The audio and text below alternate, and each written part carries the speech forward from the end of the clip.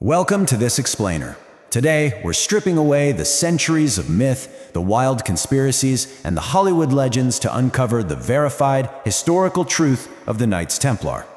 We're going to look strictly at the hard evidence to see how they went from an impoverished band of warriors to an absolute medieval superpower, and then how they faced a sudden, catastrophic destruction. God is not pleased. We have enemies of the faith in the kingdom. Just think about those chilling words for a second. That was the arrest warrant issued by King Philip IV of France at dawn on Friday, October 13, 1307. Now, what's really interesting about this coordinated strike is that it brought the most powerful military order in Christendom to its knees in literally a single morning. How on earth does an organization that answers only to the Pope get wiped out that fast?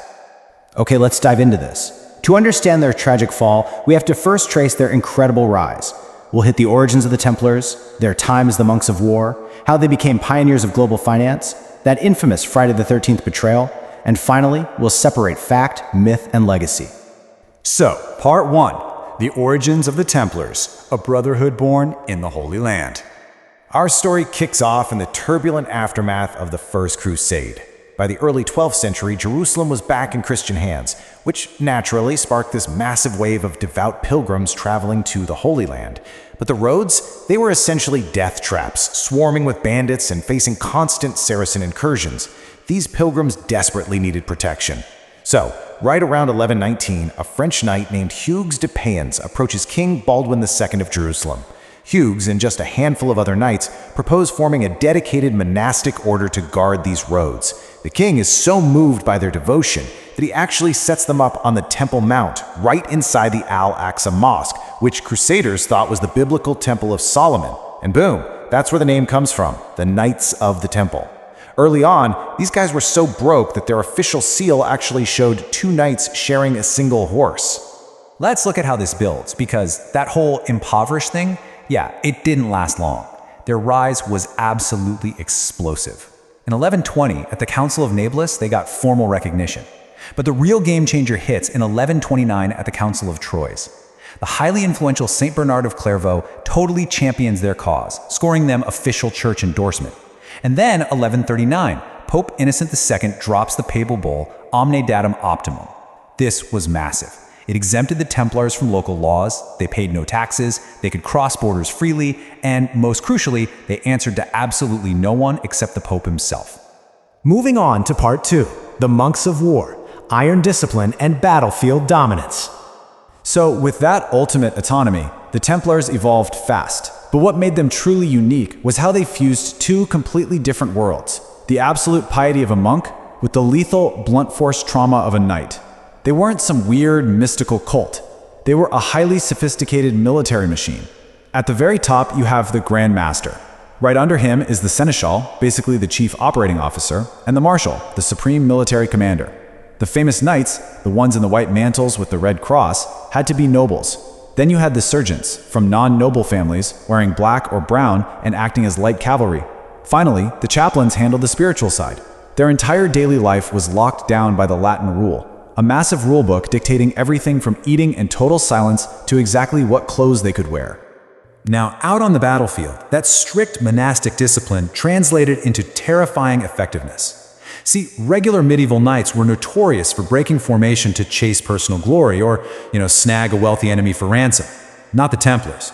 They operated as a single, uncompromising tactical unit. They literally could not charge without the marshal's direct command. Breaking ranks? That meant severe punishment, maybe even kicked out of the order entirely. And their policy on surrender was simple: don't. As long as their black and white piebald banner, the Baucent, was in the air, they fought to the bitter end. Only if all Templar banners went down were they even allowed to retreat and rally with the Hospitallers. This iron discipline made them feared all across the Middle East, but it also carried a brutal cost. Take the Battle of Hattin in 1187. Thanks to some truly terrible strategic choices by Christian leaders, a massive Crusader army had to march across an arid plateau. Saladin's forces surrounded them and literally set the dry brush on fire. Imagine being completely dehydrated, choking on thick smoke in heavy armor. The Christian army was totally decimated, and when the dust finally settled, Saladin looked at the prisoners. He spared a lot of the regular soldiers for ransom, but he ordered the immediate execution of all 200 captured Templar and Hospitaller knights. He knew exactly what kind of absolute threat they posed. Which brings us to part 3, pioneers of global finance, the first multinational bankers. Despite the bloody setbacks in the Holy Land, back in Europe, the Order was just stacking up staggering wealth. The irony here is wild. Every single Templar takes a vow of personal poverty, right? Yet the Order itself morphs into a medieval mega-corporation. And this brilliantly illustrates how they did it. To stop pilgrims from getting robbed of heavy gold on the road, the Templars basically invented modern banking. Here's the play. You deposit your gold at the London or Paris temple. They hand you a wax-sealed document, a letter of credit, usually written in a secret cipher. You travel to Jerusalem, present the letter to the Templars there, and boom, you withdraw funds of equal value. It was genius and wildly profitable. But here's the catch.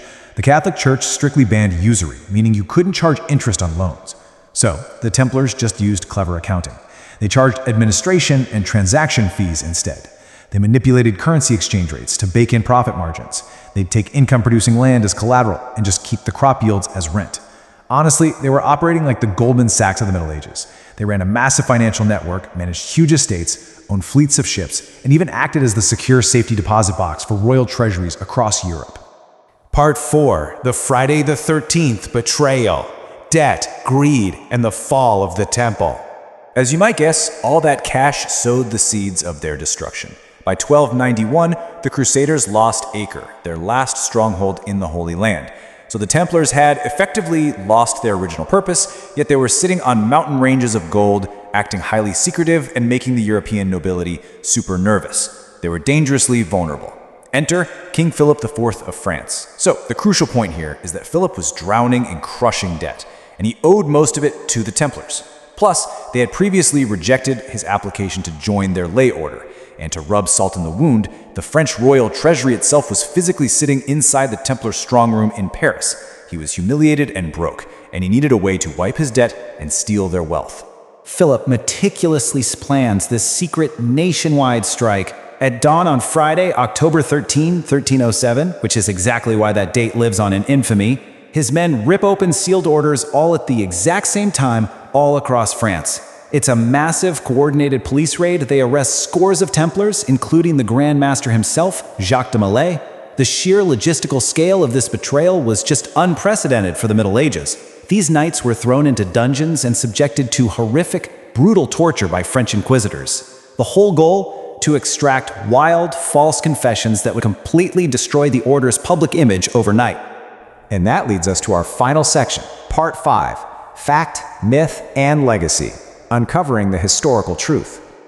This brings us to the most fiercely debated part of their history, the trials. For centuries, rumors of dark, occult practices have shadowed the Templars, but it was all fueled by those forced, tortured confessions. King Philip accused them of insane stuff, spitting on the cross, dark rituals, denying Christ. It was a literal smear campaign to justify stealing their assets. But here's where history steps in. Modern historians actually found a lost document in the Vatican archives called the Chinon Parchment.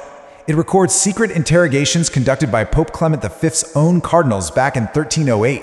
And guess what? It proves that the Pope actually found the Templar leaders innocent of true heresy. He secretly absolved them, realizing their weird initiation rituals were just extreme hazing and tests of obedience, not occult worship. The trials were a total, 100% political sham driven by the French crown.